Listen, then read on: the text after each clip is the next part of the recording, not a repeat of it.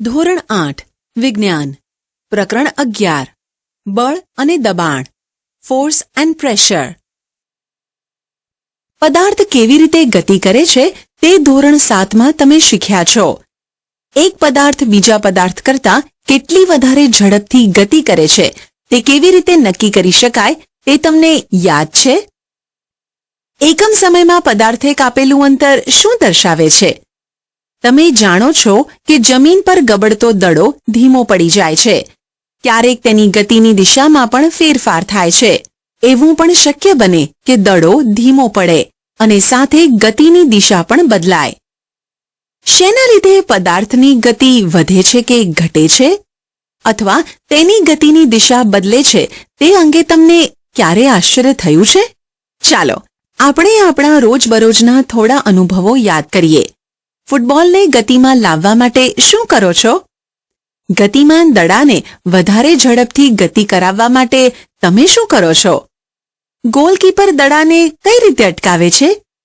Batsman દ્વારા ફટકારેલા દડાને fielder કઈ રીતે રોકે છે? હોકીનો ખેલાડી હોકી વડે ગતિ કરતા દડાને હળવા ફટકાથી ગતિની દિશા બદલે છે. આ બધી પરિસ્થિતિઓમાં દડાની ગતિ વધે છે કે ઘટે છે કે તેની ગતિની દિશા બદલાય છે કે દડો સ્થિર થાય છે. જ્યારે દડાને લાત મારીએ કે ધક્કો મારીએ કે ફેંકીએ અથવા હળવો ફટકો મારીએ ત્યારે આપણે તેના પર બળ લગાડ્યું છે તેમ કહીએ છીએ. બળ શું છે? જ્યારે તે વસ્તુઓ પર લાગે છે ત્યારે શું કરી શકે છે? આ પ્રકરણમાં આપણે આવા પ્રશ્નોના જવાબો મેળવીશું. બળ, ધક્કો કે ખેંચાણ. ફોર્સ, અ પુશ ઓર અ પુલ. અમુક કાર્યો કરવા માટે આપણે ચૂંટવું, ખોલવું, બંધ કરવું, લાત મારવી, ફટકારવું, ઉચકવું, હળવો ફટકો મારવો, ધક્કો મારવો કે ખેંચવું જેવી ક્રિયાઓનો ઉપયોગ કરીએ છીએ. આ ક્રિયાઓમાંની દરેક ક્રિયા સામાન્ય રીતે પદાર્થની ગતિમાં ફેરફાર કરે છે. શું આવા બધા શબ્દો માટે કોઈ એક શબ્દ વાપરી શકાય? ચાલો આપણે જોઈએ. પ્રવૃત્તિ 11.1. કોષ્ટક 11.1માં પદાર્થની ગતિ સાથે સંકળાયેલી સુપરિચિત પરિસ્થિતિઓના ઉદાહરણો આપેલા છે. તમે આવી પરિસ્થિતિઓ ઉમેરી શકો છો કે બદલી શકો છો. દરેક કિસ્સામાં ધક્કો અને કે અથવા ખેંચાણ કઈ ક્રિયા શામેલ છે તે ઓળખો અને અવલોકનો નોંધો. આ માટે એક મદદરૂપ ઉદાહરણ આપેલ છે. તમે નોંધ્યું કે ઉપરની દરેક ક્રિયાને ધક્કો મારવો કે ખેંચવું કે બંનેમાં વહેંચી શકાય. આપણે અનુમાન લગાવી શકીએ કે વસ્તુને ગતિમાં લાવવા માટે ધક્કો મારવો પડે કે ખેંચવી પડે. વિજ્ઞાનમાં પદાર્થને ધક્કો મારવો કે ખેંચવો તેને બળ એટલે કે ફોર્સ કહે છે. આ પરથી કહી શકાય કે બળ લગાડવાથી વસ્તુઓ ગતિમાં આવે છે. બળ ક્યારે અસ્તિત્વમાં આવે છે? ચાલો આપણે જોઈએ. ધોરણ 6માં હું શીખ્યો હતો કે ચુંબક લોખંડના ટુકડાને પોતાની તરફ આકર્ષે છે. શું આ આકર્ષણ એ ખેંચાણ છે? બે ચુંબકના સમાન ધ્રુવો વચ્ચે થતા અપાકર્ષણ વિશે શું કહી શકાય? શું તે ખેંચાણ કે ધક્કો છે? બળો આંતરક્રિયાને કારણે ઉદ્ભવે છે. Forces are due to an interaction. ધારો કે એક વ્યક્તિ સ્થિર કારની પાછળ ઊભો છે. તે વ્યક્તિની માત્ર હાજરીના કારણે કાર ગતિમાં આવશે? ધારો કે વ્યક્તિ કારને હવે ધક્કો મારવાનું શરૂ કરે છે એટલે કે તે તેના પર બળ લગાડે છે. લગાડેલા બળની દિશામાં કાર ગતિ કરી શકે. નોંધો કે કારને ગતિમાં લાવવા માટે વ્યક્તિએ કારને ધક્કો મારવો પડે છે. તમે પરિચિત હો તેવી 3 પરિસ્થિતિઓ આકૃતિ 11.3માં દર્શાવેલી છે. આ કિસ્સાઓમાં કોણ ધક્કો મારે છે અને કોણ ખેંચે છે તમે નક્કી કરી શકો છો? આકૃતિ 11.3aમાં બંને છોકરીઓ એકબીજાને ધક્કો મારતી દેખાય છે. જ્યારે આકૃતિ 11.3bમાં એકબીજીને ખેંચતી દેખાય છે. તે જ રીતે આકૃતિ 11.3cમાં વ્યક્તિ અને ગાય એકબીજાને ખેંચતા દેખાય છે. અહીં દર્શાવેલી બે પરિસ્થિતિઓમાં છોકરીઓ એકબીજા પર બળ લગાડે છે. શું વ્યક્તિ અને ગાય વચ્ચે આ શક્ય છે? શું આ સત્ય છે? આ ઉદાહરણો પરથી આપણે અનુમાન લગાવી શકીએ કે બળ લાગવા માટે ઓછામાં ઓછા બે પદાર્થો વચ્ચે આંતરક્રિયા થવી જોઈએ. આમ એક પદાર્થની બીજા પદાર્થ સાથે થતી આંતરક્રિયા બળમાં પરિણમે છે. બળની શરૂઆત, એક્સપ્લોરિંગ ફોર્સીસ. ચાલો આપણે બળ વિશે વધારે શીખવાનો પ્રયત્ન કરીએ. પ્રવૃત્તિ 11.2. ટેબલ કે બોક્સ જેવી ભારે વસ્તુ પસંદ કરો જેને તમે વધારે ધક્કો મારીને જ ગતિમાં લાવી શકો. તેને તમે એકલા ધક્કો મારવાનો પ્રયત્ન કરો. શું તમે તેને ખસેડી શકો છો? હવે તમારા મિત્રોમાંથી કોઈ એકને તેને તે જ દિશામાં ધક્કો મારવા માટે મદદ કરવાનું કહો. શું હવે તે સહેલાઈથી ખસે છે? તમે સમજાવી શકો શા માટે? હવે તે જ વસ્તુને ધક્કો મારો, પણ તમારા મિત્રને વિરુદ્ધ બાજુથી ધક્કો મારવાનું કહો. શું વસ્તુ ખસે છે? જો હા, તો કઈ દિશામાં ખસે છે તે નોંધો. શું તમે અંદાજ લગાવી શકો કે તમારા બેમાંથી કોણ વધારે બળ લગાડે છે? તમે ક્યારે દોરડા ખેંચની રમત જોઈ છે? આ રમતમાં બે ટીમ દોરડાને વિરુદ્ધ દિશામાં ખેંચે છે. બંને ટીમના સભ્યો દોરડાને પોતપોતાની તરફ ખેંચવાનો પ્રયત્ન કરે છે. કેટલીકવાર દોરડું જરાય ખસતું નથી. શું તે આકૃતિ 11.3b માં દર્શાવેલી પરિસ્થિતિ જેવું જ નથી લાગતું? જે ટીમ વધારે જોરથી ખેંચે છે એટલે કે વધારે બળ લગાડે તે અંતે રમત જીતી જાય છે. આ ઉદાહરણો બળના પ્રકાર વિશે શું સૂચવે છે? પદાર્થ પર એક જ દિશામાં લગાડેલ બળો એકબીજામાં ઉમેરાય છે.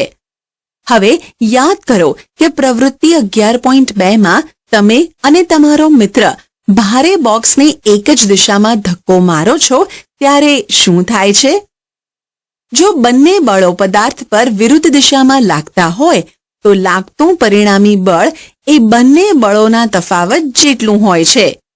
જ્યારે તમે અને તમારો મિત્ર ભારે બોક્સને એકબીજાની વિરુદ્ધ દિશામાં ધક્કો મારતા હતા ત્યારે પ્રવૃત્તિ 11.2 માં તમે શું જોયું? યાદ કરો કે દોરડા ખેંચની રમતમાં બંને ટીમો દોરડાને સમાન બળથી ખેંચે છે ત્યારે દોરડું કોઈ પણ દિશામાં ખેંચાતું નથી. આમ આપણે શીખ્યા કે એક બળ બીજા કરતાં વધારે કે ઓછું હોઈ શકે. સામાન્ય રીતે બળની માત્રા એ એના મૂલ્ય એટલે કે મેગ્નિટ્યુડ વડે દર્શાવવામાં આવે છે. બળ કઈ દિશામાં લાગે છે તેનો પણ આપણે ઉલ્લેખ કરવો પડે. જો બળનું મૂલ્ય કે દિશા બદલાય તો તેની અસર પણ બદલાય છે. શું એનો મતલબ એવો થાય છે કે જો પદાર્થ પર લાગતા બંને બળો વિરુદ્ધ દિશામાં હોય તો પદાર્થ પર લાગતું ચોખ્ખું એટલે કે પરિણામી બળ શૂન્ય હોય? વ્યાપક રીતે પદાર્થ પર એક કરતાં વધારે બળ લાગી શકે. જો કે પદાર્થ પર થતી અસર તેના પર લાગતા ચોખ્ખા એટલે કે પરિણામી બળને કારણે હોય છે. બળ પદાર્થની ગતિની અવસ્થા બદલી શકે. A force can change the state of motion. જ્યારે પદાર્થ પર બળ લાગે છે ત્યારે શું થાય છે? ચાલો આપણે જોઈએ. પ્રવૃત્તિ 11.3. એક રબરનો દડો લો અને તેને ટેબલ કે કોન્ક્રીટના ભોંય તળિયા જેવી સમતલ સપાટી પર મૂકો. હવે દડાને સમતલ સપાટી પર ધીમેથી ધક્કો મારો. શું દડો ગતિની શરૂઆત કરે છે? દડો હજુ ગતિમાં હોય ત્યારે ફરીથી ધક્કો મારો. શું તેની ઝડપમાં કોઈ ફેરફાર થાય છે? શું તે વધે છે કે ઘટે છે? પછી તમારી હથેળીને ગતિમાન દડાની સામે રાખો. જેવો દડો હથેળીને સ્પર્શે કે તરત જ હથેળીને દૂર કરો. શું હથેળી દડા પર બળ લગાડે છે? હવે દડાની ઝડપમાં શું ફેરફાર થાય છે? શું તે વધે છે કે ઘટે છે? જો તમે ગતિમાન દડાની સામે હથેળી રાખો તો શું થશે? કદાચ તમને સમાન પરિસ્થિતિ યાદ હશે. ઉદાહરણ તરીકે ફૂટબોલની રમતમાં જ્યારે પેનલ્ટી કિક લેવામાં આવે છે ત્યારે ખેલાડી બોલ પર બળ લગાડે છે. બોલને ફટકારતા પહેલા બોલ સ્થિર હતો અને તેથી તેની ઝડપ 0 હતી.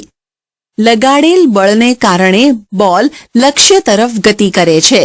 ધારો કે ગોલકીપર ગોલ બચાવવા માટે કૂદકો મારે છે. આ રીતે ગોલકીપર ગતિમાન બોલ પર બળ લગાડવાનો પ્રયત્ન કરે છે. લાગુ પાડેલું બળ વડે તે બોલને રોકી શકે છે કે ગતિની દિશા બદલી શકે છે. જો ગોલકીપર બોલને રોકવામાં સફળ થાય તો તેની ઝડપ ઘટીને 0 થાય છે. આ અવલોકનો સૂચવે છે કે બળ લગાડતા પદાર્થની ઝડપમાં ફેરફાર થઈ શકે. જો પદાર્થની ગતિની દિશામાં બળ લગાડવામાં આવે તો પદાર્થની ઝડપ વધે છે. જો બળ ગતિની વિરુદ્ધ દિશામાં લગાડવામાં આવે તો પરિણામે પદાર્થની ઝડપમાં ઘટાડો થાય છે. મેં બાળકોને એકબીજા સાથે રબરના ટાયરને કે કોઈ રિંગને ધક્કો મારીને ઝડપથી ચલાવવાની સ્પર્ધા કરતા જોયા છે.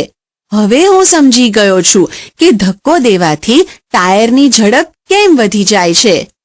પહેલી એ જાણવા આતુર છે કે પદાર્થ પર લાગુ પાડેલું બળ માત્ર પદાર્થની ઝડપમાં ફેરફાર કરે છે. ચાલો આપણે જોઈએ પ્રવૃત્તિ 11.4. જેમ તમે પ્રવૃત્તિ 11.3માં કર્યું હતું તે રીતે એક દડો લો અને તેને સમતલ સપાટી પર મૂકો. તેને ધક્કો મારીને ગતિમાં લાવો. હવે કંપાસ બોક્સમાંથી ફૂટપટ્ટી લઈ તેના ગતિમાર્ગમાં આકૃતિ 11.8માં દર્શાવ્યા મુજબ મૂકો. આમ કરવાથી તમે ગતિમાન દડા પર બળ લગાડો છો. શું દડો ફૂટપટ્ટીને અથડાયા પછી તે જ દિશામાં ગતિ ચાલુ રાખશે? પ્રવૃત્તિનું પુનરાવર્તન કરો અને ગતિમાન દડાને અવરોધવા માટે ફૂટપટ્ટીને એવી રીતે મૂકો કે જેથી તે ગતિમાર્ગ સાથે જુદા જુદા કોણ બનાવે. દરેક કિસ્સામાં ફૂટપટ્ટીને અથડાયા પછી દડાની ગતિની દિશા અંગેના અવલોકનો નોંધો. ચાલો આપણે થોડા વધુ ઉદાહરણો જોઈએ. વોલીબોલની રમતમાં ખેલાડીઓ અવારનવાર ગતિમાન દડાને તેમના સાથી ખેલાડીઓ તરફ ધક્કો મારીને મોકલતા હોય છે. ક્યારેક દડો ધક્કો મારીને કે ફટકો એટલે કે સ્મેશ મારીને કોર્ટની બીજી બાજુ મોકલવામાં આવે છે. ક્રિકેટમાં બેટ્સમેન બેટ વડે ફટકારીને દડા પર બળ લગાડે છે. શું આ કિસ્સાઓમાં દડાની ગતિની દિશામાં કોઈ ફેરફાર થાય છે?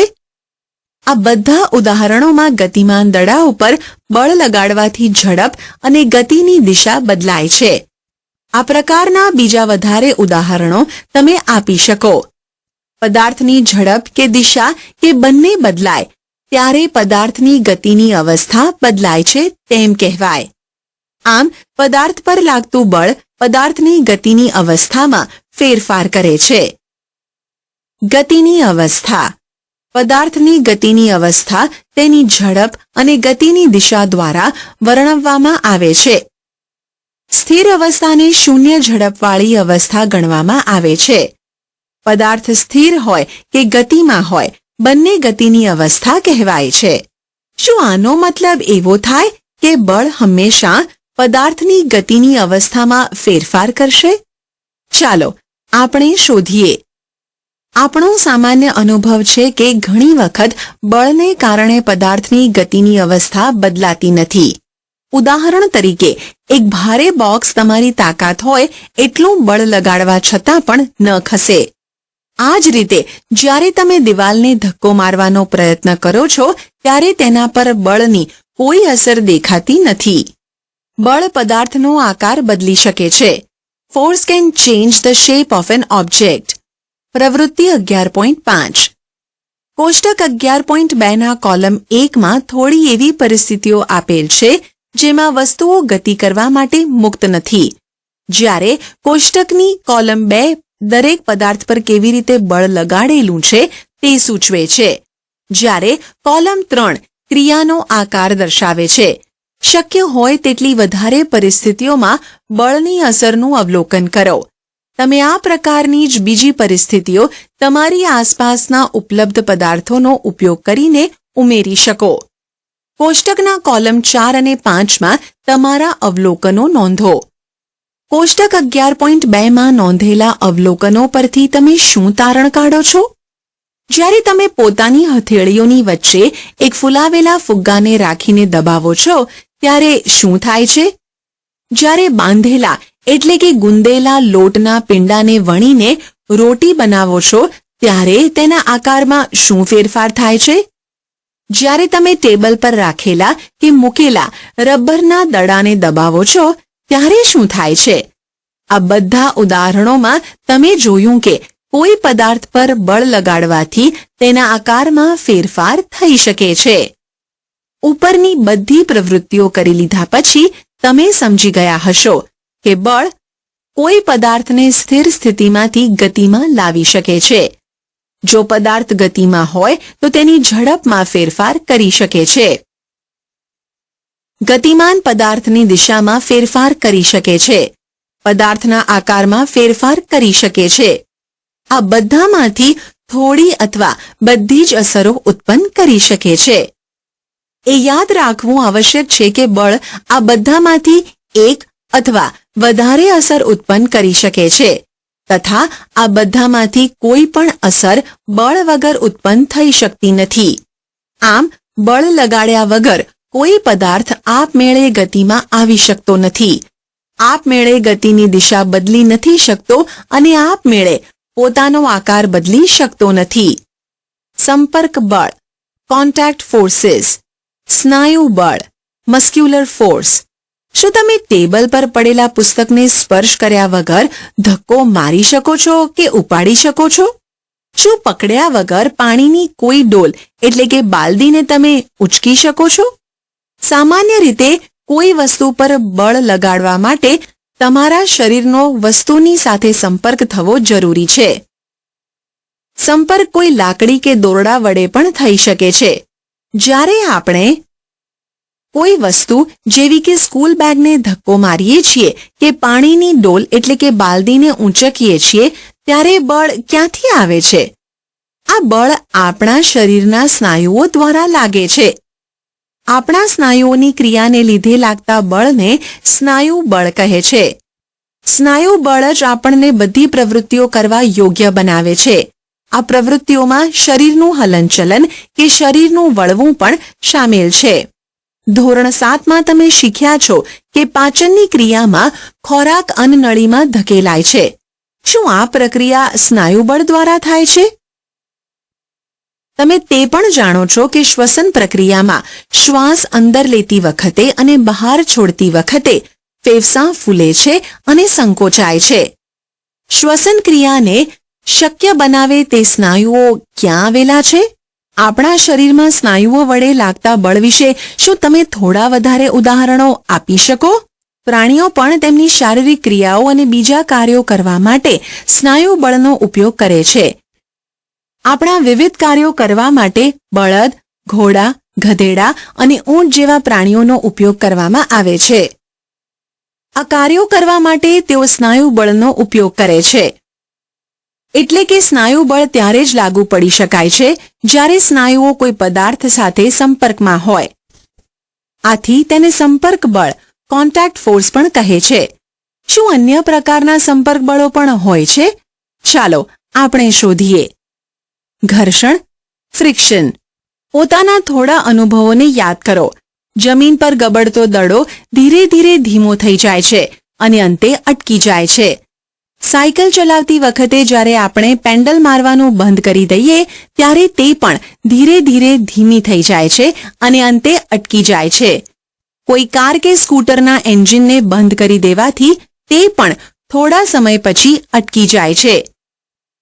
એવી જ રીતે હોડીને હલેસા મારવાનું બંધ કરીએ તો તે થોડે દૂર જઈને સ્થિર થઈ જાય છે. શું તમે આ પ્રકારના થોડા વધારે અનુભવો ઉમેરી શકો છો? ઉપરની બધી જ પરિસ્થિતિઓમાં વસ્તુઓ પર દેખીતી રીતે કોઈ બળ લાગતું નથી, છતાં પણ તેમની ઝડપ ક્રમશઃ ઘટતી જાય છે અને થોડા સમય પછી તેઓ સ્થિર થઈ જાય છે. તેમની ગતિની અવસ્થા શેના કારણે બદલાય છે? શું તેમના પર કોઈ બળ લાગતું હોય છે? શું તમે અનુમાન લગાવી શકો છો કે દરેક કિસ્સામાં બળ કઈ દિશામાં લાગતું હોવું જોઈએ? આ બધા ઉદાહરણોમાં પદાર્થની ગતિની અવસ્થામાં ફેરફારનું કારણ ઘર્ષણ બળ એટલે કે ફ્રિક્શનલ ફોર્સ છે. જમીન તથા દડાની સપાટી વચ્ચે લાગતું ઘર્ષણ બળ જ ગતિમાન દડાને સ્થિર સ્થિતિમાં લાવે છે.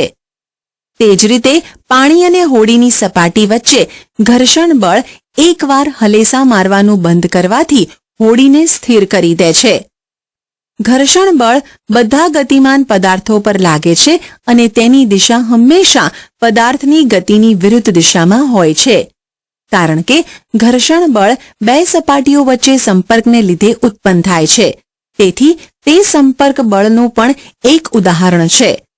આ બળ વિશે પ્રકરણ 12માં તમે વધારે શીખશો. તમે એ જાણવા ઉત્સુક હશો કે શું એ આવશ્યક છે કે કોઈ પદાર્થ પર લાગતું બળ હંમેશા સંપર્ક બળ જ હોય? ચાલો આપણે શોધીએ.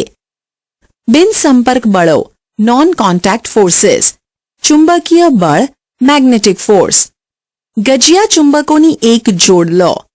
આકૃતિ 11.10માં દર્શાવ્યા પ્રમાણે એક ચુંબકને 3 ગોળાકાર પેન્સિલ પર અથવા લાકડાના નળાકાર એટલે કે રોલર્સ પર મૂકો. હવે બીજા ચુંબકના એક છેડાને નળાકાર પર મૂકેલા ચુંબકના છેડા પાસે લાવો.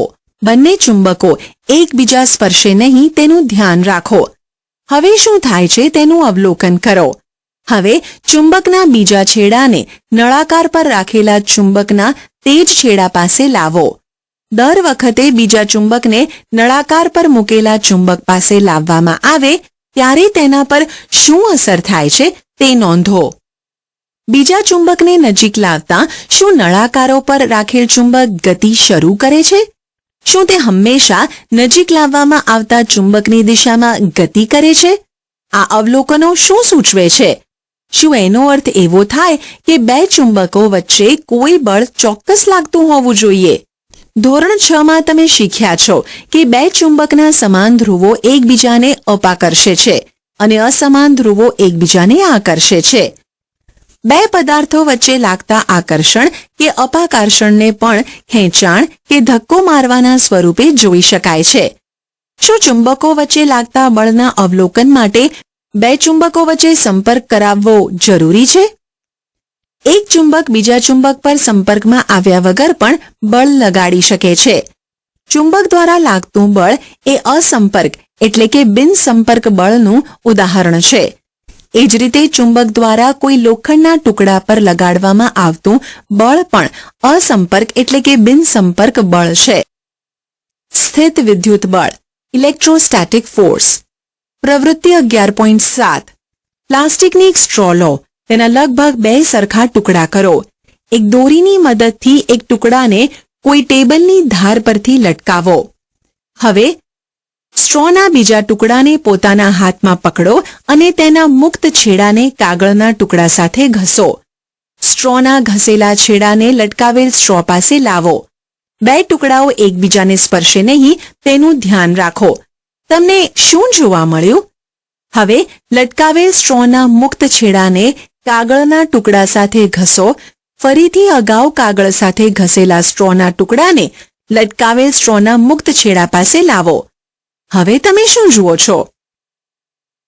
સ્ટ્રોને કાગળના ટુકડા સાથે ઘસવાથી સ્ટ્રો સ્થિત વિદ્યુત ભાર પ્રાપ્ત કરે છે તેમ કહેવાય.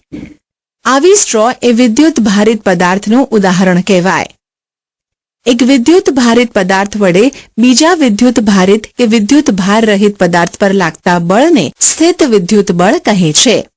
બે પદાર્થો સંપર્કમાં ન હોય ત્યારે પણ આ બળ અસ્તિત્વમાં આવે છે. તેથી સ્થિત વિદ્યુત બળ એ અસંપર્ક બળનું અન્ય ઉદાહરણ છે. તમે પ્રકરણ 15માં વિદ્યુત ભારો વિશે વધુ શીખશો. ગુરુત્વાકર્ષણ બળ, ગ્રેવિટેશનલ ફોર્સ. તમે જાણો છો કે કોઈ સિક્કો કે પેન તમારા હાથમાંથી છટકી જાય તો તે જમીન તરફ પડે છે. વૃક્ષથી અલગ થયા પછી પાંદડાઓ અને ફળ પણ જમીન તરફ જ પડે છે. શું તમને ક્યારેય આશ્ચર્ય થયું છે કે આવું શા માટે થાય છે? જ્યારે સિક્કો તમારા હાથમાં પકડેલો હોય છે ત્યારે તે સ્થિર અવસ્થામાં હોય છે જેવો તેને છોડવામાં આવે કે તે નીચે તરફ ગતિ કરવાની શરૂઆત કરે છે. તે પરથી સ્પષ્ટ છે કે સિક્કાની ગતિની અવસ્થામાં ફેરફાર થાય છે. શું તેના પર બળ લાગ્યા વગર આવું શક્ય છે? આ કયું બળ છે? પદાર્થો કે વસ્તુઓ પૃથ્વી તરફ એટલે પડે છે કારણ કે પૃથ્વી તેમને પોતાની તરફ ખેંચે છે.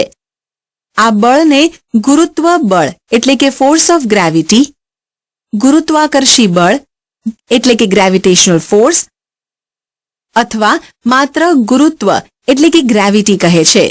ગુરુત્વ બળ બધા જ પદાર્થો પર લાગે છે. ગુરુત્વ બળ આપણા બધા પર દરેક સમયે આપણી જાણકારી વગર લાગતું રહેતું હોય છે.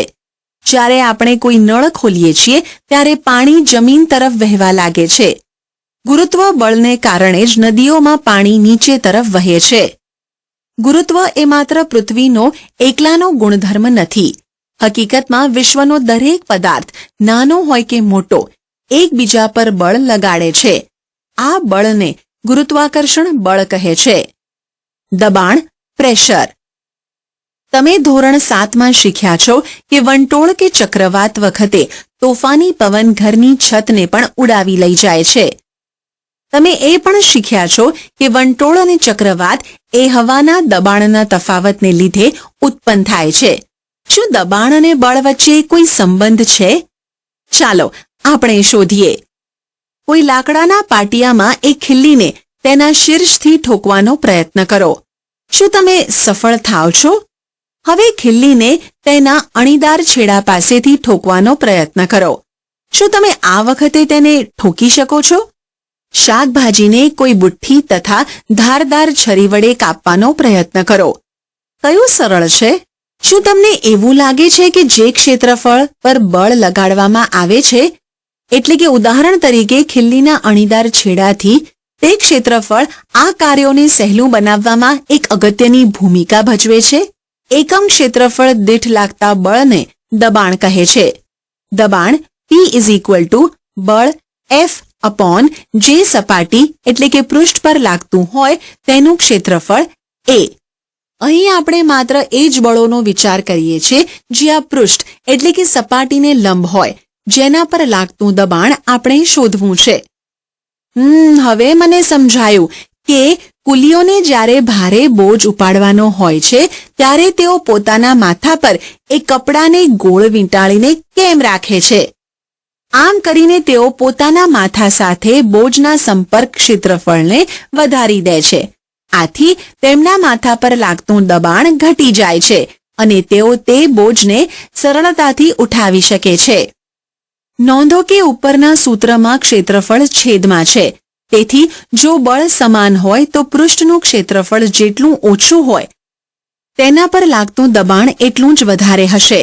ખિલ્લીના અણીદાર ભાગનું ક્ષેત્રફળ એ તેના શીર્ષના ક્ષેત્રફળ કરતાં ઘણું ઓછું છે. તેથી તે બળ ખિલ્લીના અણીદાર ભાગને લાકડાના પાટિયામાં ઠોકવા માટે પૂરતું દબાણ ઉત્પન્ન કરે છે. શું હવે તમે બતાવી શકો કે ખભા પર લટકાવવા માટેના થેલામાં પહોળી પટ્ટી કેમ લગાડવામાં આવે છે? આ થેલામાં પાતળી પટ્ટી કેમ લગાડવામાં આવતી નથી? અને કાપવા તથા કાણા પાડવા માટેના ઓજારોની ધાર હંમેશા તીક્ષ્ણ કેમ હોય છે? શું પ્રવાહીઓ અને વાયુઓ દ્વારા પણ દબાણ લાગે છે?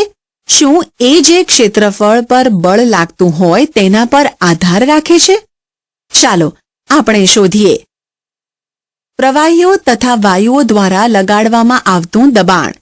Pressure exerted by liquids and gases. પ્રવૃત્તિ 11.8. પારદર્શક કાચની એક નળી અથવા પ્લાસ્ટિકનો પાઇપ લો.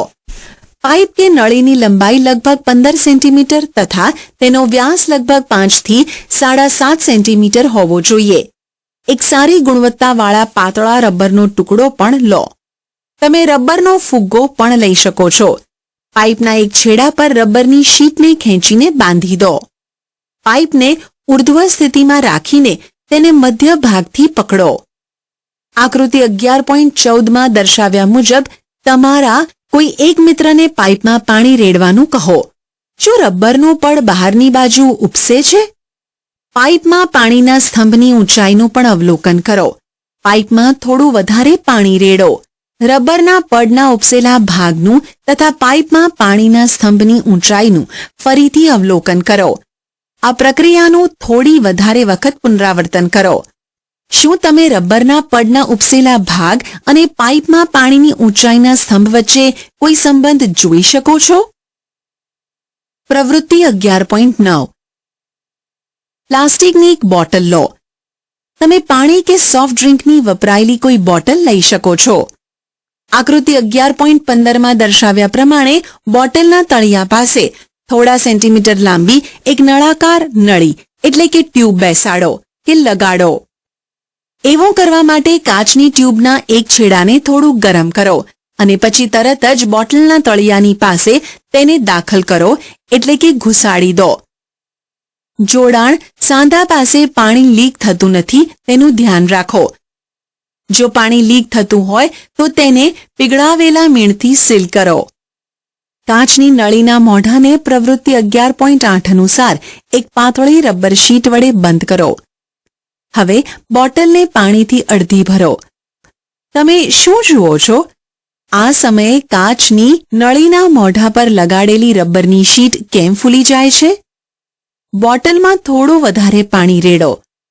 શું રબરની શીટના ઉપસેલા ભાગમાં કોઈ ફેરફાર થાય છે? નોંધો કે રબરની શીટને પાત્રના એટલે કે બોટલના તળિયે નહીં પરંતુ બાજુમાં એટલે કે દિવાલમાં લગાડવામાં આવે છે. શું આ કિસ્સામાં રબરની શીટનું ફૂલવાનું દર્શાવે છે કે પાણી પાત્રની દિવાલો પર પણ દબાણ લગાડે છે? ચાલો તેની વધારે તપાસ કરીએ. પ્રવૃત્તિ 11.10 પ્લાસ્ટિકની એક ખાલી બોટલ અથવા એક નળાકાર પાત્ર લો. તમે ટેલ્કમ પાવડરનો ખાલી ડબ્બો કે સોફ્ટ ડ્રિંકની પ્લાસ્ટિકની બોટલનો ઉપયોગ કરી શકો છો.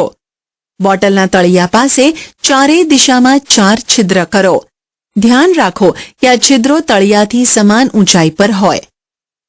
હવે બોટલને પાણીથી ભરો. તમે શું અવલોકન કરો છો? શું છિદ્રોમાંથી નીકળતું પાણી બોટલથી સમાન અંતરે પડે છે?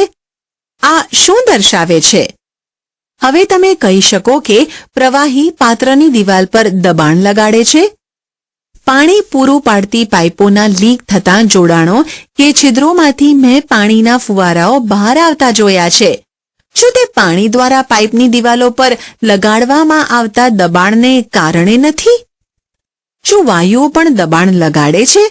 શું તેઓ પણ જે પાત્રમાં ભર્યા હોય તેની દિવાલો પર દબાણ લગાડે છે? ચાલો આપણે શોધીએ. તમે જ્યારે કોઈ ફુગ્ગાને ફૂલાવો છો તો તેના મોંને કેમ બંધ કરવું પડે છે? જો કોઈ ફૂલાવેલા ફુગ્ગાના મોંને ખોલી દઈએ તો શું થાય? માની લો કે તમારી પાસે એક એવો ફુગ્ગો છે જેમાં કાણું એટલે કે છિદ્ર છે. શું તમે તેને ફૂલાવી શકશો? જો નહીં તો કેમ? શું આપણે કહી શકીએ કે હવા બધી દિશાઓમાં બળ લગાડે છે? યાદ કરો કે જો સાયકલની ટ્યુબમાં પંચર પડે તો તેની અંદરની હવાનું શું થાય છે? શું આ અવલોકનો સૂચવે છે કે હવા કોઈ ફૂલાવેલા ફુગ્ગા કે સાયકલની ટ્યુબની અંદરની દિવાલો એટલે કે સપાટી પર દબાણ લગાડે છે? આમ આપણે જોયું કે વાયુઓ પણ જે પાત્રમાં ભર્યા હોય તેની દિવાલો પર દબાણ લગાડે છે. 11.10 વાતાવરણનું દબાણ એટમોસ્ફિયરિક પ્રેશર. આપણે જાણીએ છીએ કે આપણી ચારેય બાજુ હવા છે. આ આવરણને વાતાવરણ કહે છે. વાતાવરણની હવા એ પૃથ્વીની સપાટીથી ઉપર ઘણા વધારે કિલોમીટરો સુધી ફેલાયેલી હોય છે. આ હવા વડે લાગતા દબાણને વાતાવરણનું દબાણ કહે છે. આપણે જાણીએ છીએ કે એકમ ક્ષેત્રફળ દીઠ લાગતા બળને દબાણ કહે છે. જો આપણે એકમ ક્ષેત્રફળની કલ્પના કરીએ અને તેના પર એક હવાથી ભરેલો લાંબો નળાકાર ઉભેલો વિચારીએ તો આ નળાકારમાં હવાનું વજન એ વાતાવરણના દબાણ જેટલું હશે. પરંતુ વાતાવરણનું દબાણ કેટલું વધારે કે ઓછું હોય છે? ચાલો આપણે તેના મૂલ્યો વિશે ખ્યાલ મેળવીએ. પ્રવૃત્તિ 11.11 એક સારી ગુણવત્તાવાળા રબરનું એક ચૂસક એટલે કે સકર લો. તે એક રબરના નાના કપ જેવો દેખાય છે. તેને કોઈ લીસી સમતલ સપાટી પર જોરથી દબાવો. શું તે સપાટી સાથે ચોંટી જાય છે? તેને ખેંચીને સપાટીથી ઉખેડવાનો પ્રયત્ન કરો. શું તમે આ કરી શકો છો? જ્યારે તમે ચૂસકને દબાવો છો ત્યારે કપ તથા સપાટી વચ્ચેની મોટા ભાગની હવા બહાર નીકળી જાય છે.